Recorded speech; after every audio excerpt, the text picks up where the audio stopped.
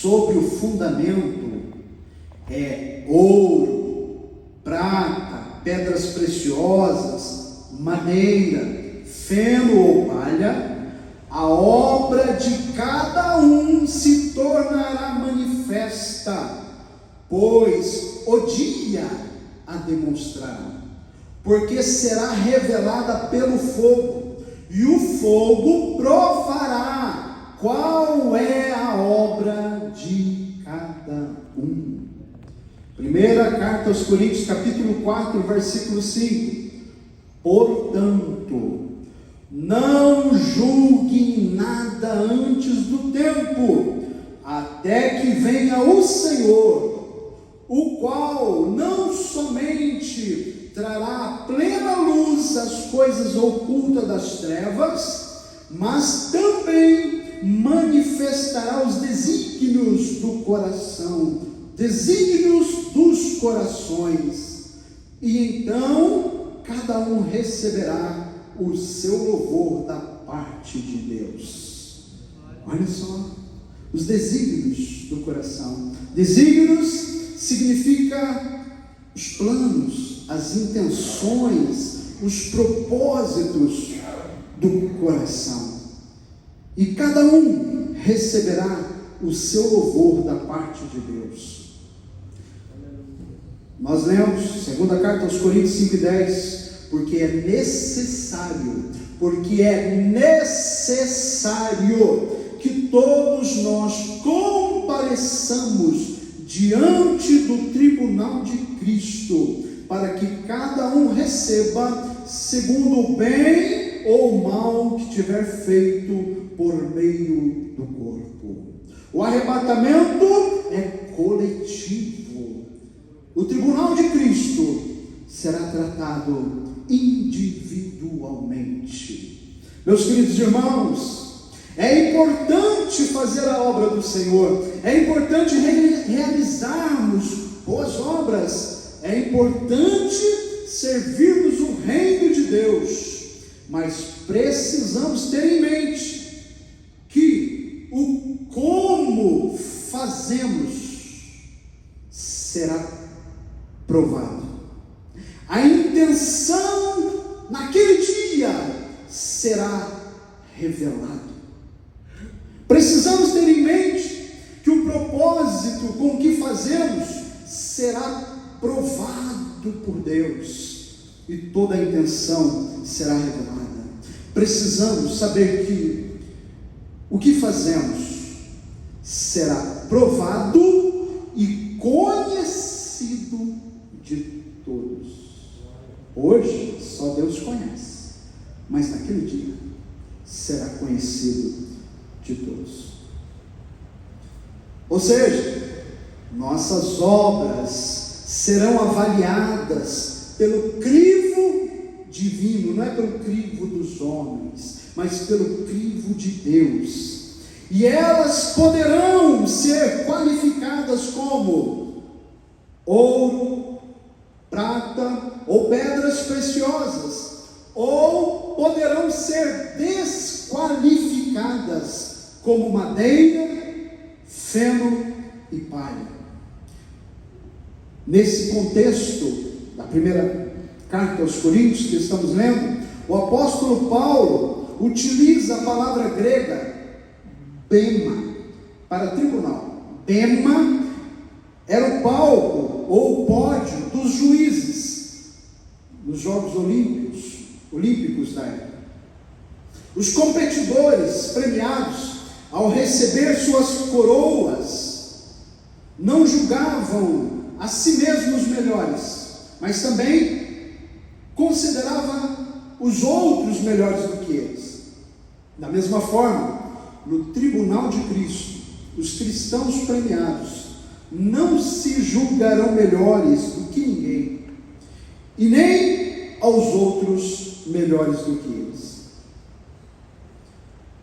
O tribunal de Cristo é para julgamento e avaliação das obras dos salvos, todos aqueles que estão na presença do Senhor, que entraram, passaram pelo arrebatamento da igreja, e agora eles estão diante do Senhor para receber a recompensa e galardões.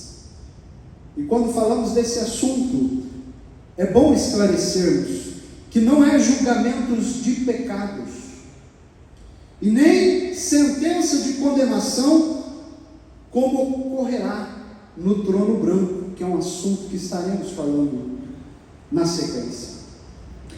Ainda que o crente seja salvo da condenação eterna, e ele é salvo pela justificação, pela fé em Cristo Jesus. Nós não somos salvos por boas obras, nós somos salvos e justificados pela fé no nosso Salvador Jesus Cristo. Mas este salvo no céu, ele será julgado por suas obras realizadas na terra durante a sua peregrinação.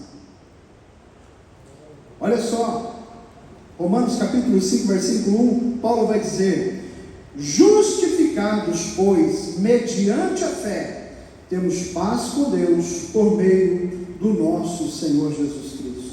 Não é por obras, nós não realizamos o serviço do Senhor, a obra do Senhor, para sermos salvos. Não. Nós realizamos porque já somos salvos. Porque já somos salvos. Paulo vai dizer em Romanos 8:1: agora, pois, já não existe nenhuma condenação para os que estão em Cristo Jesus. O trono branco, o tribunal de Cristo, o tribunal de Cristo não é para condenação de pecados. Os salvos, através de Cristo Jesus, passará pelo tribunal. Mais uma vez, vamos esclarecer: não devemos confundir o tribunal de Cristo com o trono branco, que a Bíblia também menciona. O trono branco será para proferir a sentença de condenação dos perdidos. O trono branco será para proferir a sentença de condenação dos perdidos. E nós vamos estar falando nas próximas quarta-feira sobre esse tema. No tribunal de Cristo, nossas obras serão avaliadas, e então depois receberemos uma espécie de qualificação para que cada um saiba o tipo de galardão que irá receber. Olha só, a Bíblia diz que no tribunal de Cristo há 3 níveis de classificação: primeiro lugar, segundo lugar, terceiro lugar. Primeiro lugar, ouro. Segundo lugar, prata. Terceiro lugar, pedras preciosas. E esses 3 níveis também têm desclassificatórios: madeira, feno e palha. Então, 3 que classifica e 3 desclassificatórios. Vamos rapidamente falar de cada um deles. Olha só, o ouro. O ouro é o mais nobre dos metais, e o ouro representa as obras feitas em Deus. Tudo aquilo que você faz lá na tua casa, mas feita em Deus, aleluia, vai passar pelo fogo e vai ser ouro. Tudo que você faz lá no teu trabalho, porque a Bíblia diz servir aos homens como a Deus, você faz em Deus, será provado. Tudo que você faz aqui na igreja, mas em Deus, será provado pelo fogo, mas vai ser ouro. Então, não não é somente o trabalho que nós fazemos na igreja, é o que nós fazemos no nosso lar, na nossa casa, pela nossa família. É o que nós fazemos na nossa profissão, lá no nosso trabalho. São as obras que nós realizamos. O ouro representa as obras feitas em Deus. Prata é o símbolo de resgate, de redenção. A prata representa as obras realizadas pela graça do Senhor Jesus Cristo, e nenhum outro interesse mais. Não é por interesse econômico, não é por interesse egoísta, não é por vaidade, mas há uma gratidão. Aleluia. Estávamos condenados, perdidos, e não tinham o que fazermos para conquistar a nossa redenção. Não tem dinheiro para comprar esta salvação, mas o Senhor Jesus pagou o preço na cruz do Calvário, e eu e você somos resgatados, somos redimidos, somos salvos. Aleluia! E agora o que eu faço? As obras que eu realizo, eu faço com gratidão pela redenção que eu recebi do nosso Senhor Jesus. E aí vai ser as obras passadas pelo fogo. É prata, é por gratidão. Não era interesse econômico, não era por vaidade, não era por egoísmo, não. Oh, glórias a Deus! Pedras preciosas, a Bíblia fala das pedras preciosas, simboliza o adorno da noiva de Cristo. As pedras preciosas simbolizam as obras feitas no poder do Espírito Santo, e também a maneira como cada um usou os dons espirituais e os talentos concedidos por Deus. Glórias a Deus. Que o Senhor nos ajude. Ele enviou o Consolador para estar conosco, para nos conduzir, para nos dirigir, para nos guiar.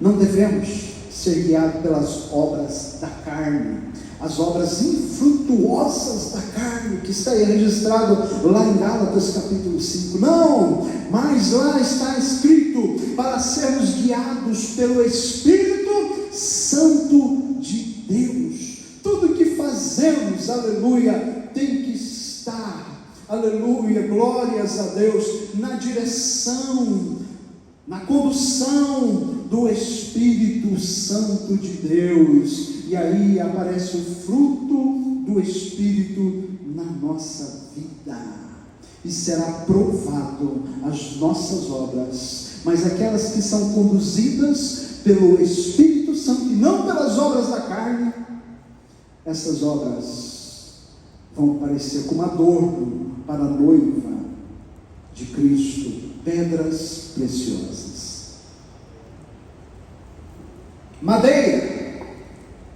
Madeira simboliza as coisas que aparentam ter vida, mas são obras mortas. Madeira representa as obras humanas que não glorificam o Senhor Jesus. Parece, mas não é. Parece vivo, mas não é. O feno é uma planta cultivada, ceifada e secada, e ela serve de alimento para o gado. O feno simboliza as obras feitas pelo puro esforço humano e não pela graça de Deus. E a palha? Que é a palha? Palha é o resto, é o restolho das plantas, dos grãos. A palha representa as obras feitas por imposição e não voluntariamente.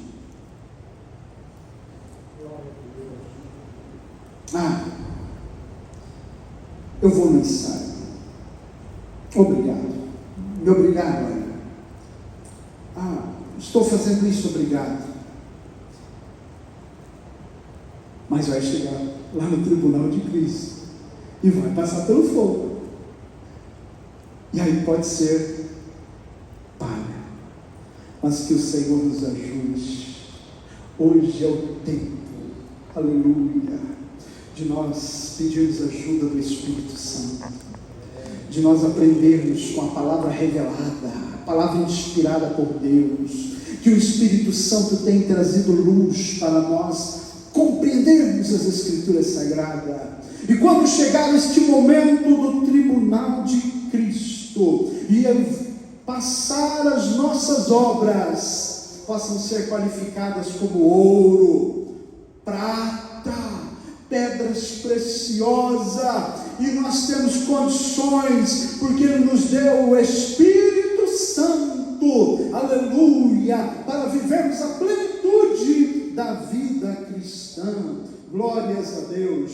Podemos resumir da seguinte forma: o ouro, a prata e as pedras preciosas representam as obras feitas no poder do Espírito Santo para a glória de Deus e nos acompanharão por toda a eternidade.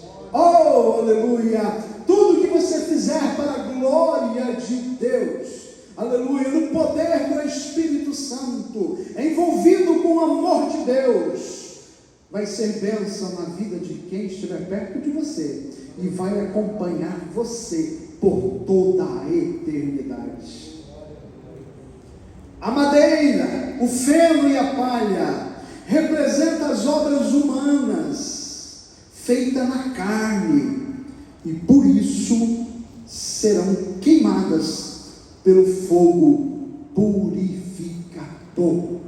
Os salvos no céu são os salvos purificados, e até as obras vão passar pelo fogo, e elas se queimarão no tribunal de Cristo. 1 Coríntios, capítulo 3, versículo 15, nós já lemos: se a obra de alguém se queimar, esse sofrerá uma perda, porém ele mesmo será salvo, mas como que através do fogo. O mérito do julgamento no tribunal de Cristo não serão os nossos pecados, pois estes nunca serão trazidos à nossa memória. Está escrito em Isaías, capítulo 43, versículo 25, Deus falando através do profeta: eu mesmo sou o que apago as suas transgressões por amor de mim, e dos pecados que você cometeu eu não me lembro mais. O mérito do tribunal de Cristo será somente as obras dos crentes. Que o Espírito Santo nos ajude em cada atitude, em cada tarefa, em cada projeto, em cada evento, em cada obra que realizarmos, que seja para a glória de Deus. Que o motivo seja gratidão por ter recebido grandiosa salvação, e que a virtude do amor de Deus seja a matéria-prima principal de tudo que realizarmos nesta terra, meus irmãos. Tudo. Mas a Bíblia também vai falar das coroas no tribunal de Cristo. Olha só: coroa é símbolo de recompensa e triunfo nas Escrituras Sagradas. Coroa é um ornamento que se coloca sobre a cabeça e simboliza poder, distinção, dignidade. Coroa fala de honra, de posição e de autoridade. Salmos 21, verso 3, o salmista escreve: pois o supres das bênçãos de bondade, e lhe pões na cabeça uma coroa de ouro puro. A Bíblia fala da coroa da alegria, da coroa da vida, coroa incorruptível, coroa de justiça e coroa de glória. Já estamos caminhando para o final, mas vamos falar um pouquinho de cada uma delas. A coroa de alegria. Coroa de alegria é conhecido como a coroa do ganhador de almas. Vou repetir. Coroa de alegria é conhecido como a coroa do ganhador de almas. Filipenses capítulo 4, versículo 1. Paulo escrevendo: portanto, meus amados irmãos, que tenho muita saudade, vocês que são a minha alegria e coroa. Sim, meus amados, permaneçam deste modo firmes no Senhor.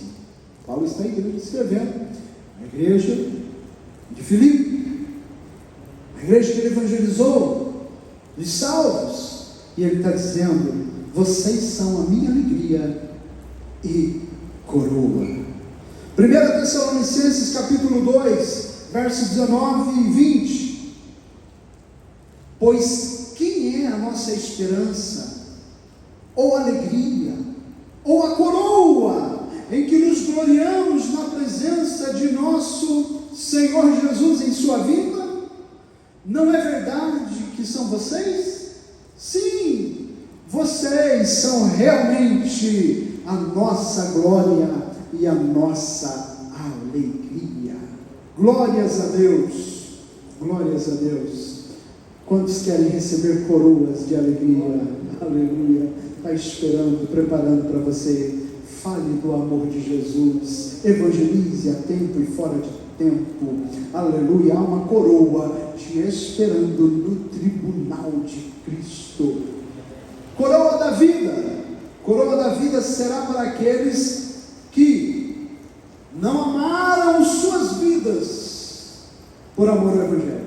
Antes foram fiéis até a morte. Estes suportaram tristeza, sofrimento, mas permaneceram firmes, venceram as provações desta vida e vão receber a coroa da vida. Está difícil aí? Está sofrendo um pouquinho? Tem uma coroa da vida te esperando lá. Aleluia. Apocalipse capítulo 2, versículo 10.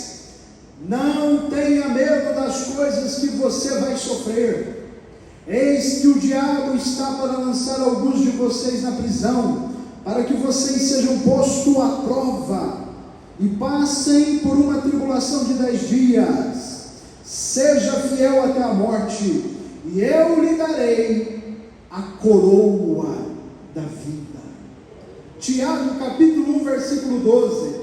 Bem-aventurado é aquele que suporta com perseverança a provação, porque depois de ter sido aprovado, receberá a coroa da vida, a qual o Senhor prometeu aos que o amam. Oh, aleluia, glórias a Deus, glórias a Deus. A coroa da vida nos espera no tribunal de Cristo. A coroa incorruptível, a coroa incorruptível será para aqueles que não andam segundo a carne, mas segundo o Espírito.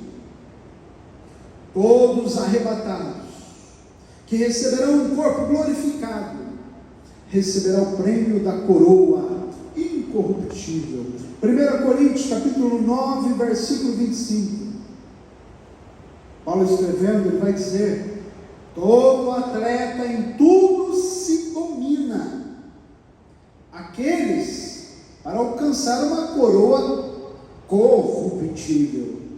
Nós, porém, a incorruptível. Vou repetir. Paulo está fazendo uma comparação do atleta e do salvo. O atleta, ele tem uma disciplina, ele tem um domínio, ele tem que se exercitar, ele tem que ter uma boa alimentação, ele tem que se cuidar para ser um bom atleta. E ele está falando, comparando com o salvo. Olha só, todo atleta em tudo se domina. Aqueles para alcançar uma coroa corruptível, nós, porém, a incorruptível. Paulo está dizendo, vale a pena se dominar, vale a pena manter a disciplina da vida cristã, aleluia, a obediência e a submissão das escrituras sagradas, porque uma coroa incorruptível nos aguarda, nos espera, meus irmãos. Glórias a Deus, aleluia, bendito é o nome do Senhor. Coroa da justiça. Coroa da justiça será para todos que amam e aguardam a vinda de Jesus Cristo.